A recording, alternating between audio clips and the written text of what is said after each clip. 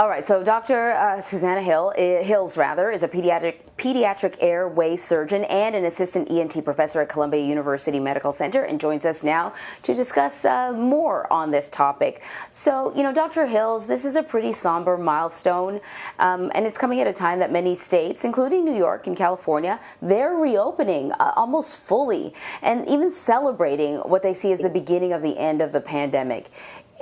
Are we right to celebrate now, or is it a little too soon? Yeah, that's exactly the question that the point that we're at right now, Emily.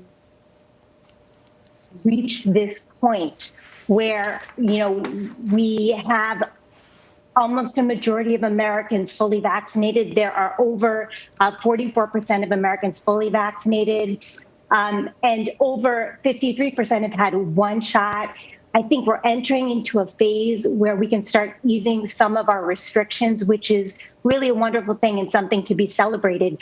But when you take a closer look at exactly where the vaccine is going into arms, there are significant pockets geographically and within different communities in the United States where there are real disparities in their communities at risk. If you look here at New York, for example, we see that, down in the financial district, almost 100% of people have been fully vaccinated. But if you look at Far Rockaway, only about 34% have been vaccinated. In terms of, Black New Yorkers, about 32% of Black New Yorkers have been vaccinated, while over 70% of white New Yorkers have been vaccinated. So it's a really challenging point that we're at. We want to celebrate the fact that, we've come this far and we have had this significant success with our vaccination program.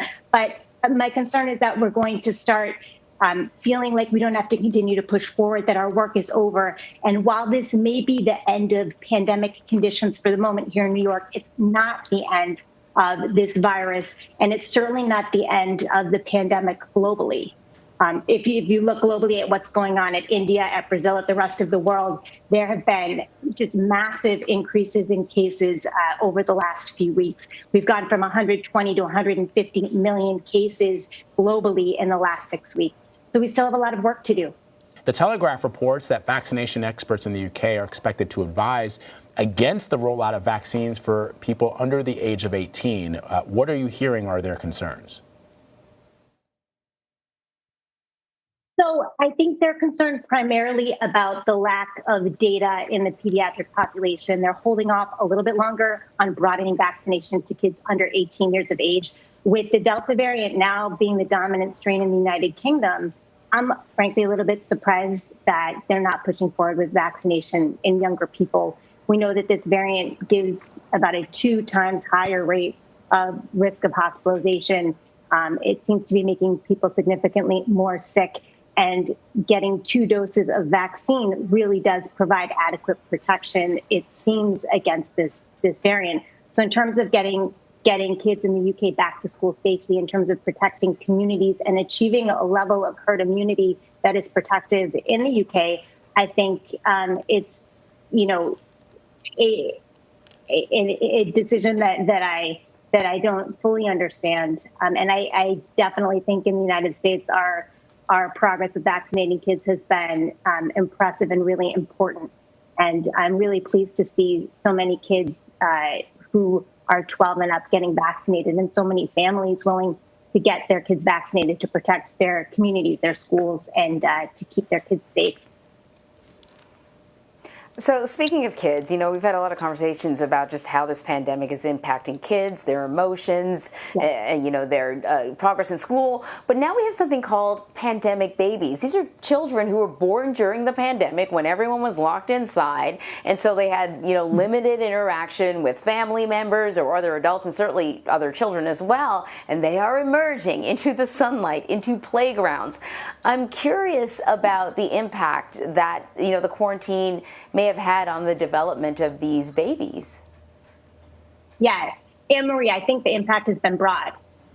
From the very youngest kids born in this pandemic who have had delays in child visits, and in vaccinations to older kids who have really experienced the stress and emotional effects of this virus, and the social limitations that they've experienced during the last year have been significant.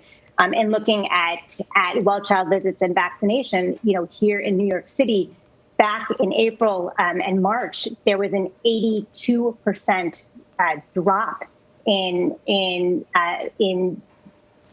early intervention visits and support visits for kids who needed things like speech therapy, occupational therapy, physical therapy. So kids who needed special services, older kids who need more ongoing support and care, that really fell off of the radar during COVID-19 because providers weren't available to come to kids to give them therapies, to give them the services that they need. There was a significant fall off of those services. And then, to go back to vaccination rates, in New York, they dropped about 91% between March and May in New York. So from the earliest kids, needing vaccinations and child visits to kids needing therapies and support, they've all been significantly affected, or certainly the vast majority.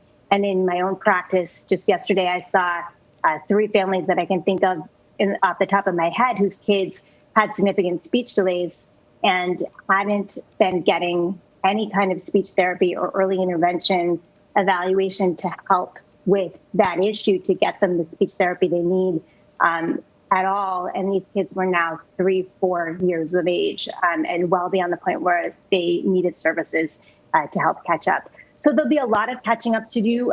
Schools will really have a significant role to play, and it will really be incumbent on schools to help kids move forward and get these special services that they might need. And the next year, we'll have a lot of work to do catching up. All right. Dr. Susanna Hills, always great to talk to you. Thank you so much. Appreciate it. Thanks so much, guys.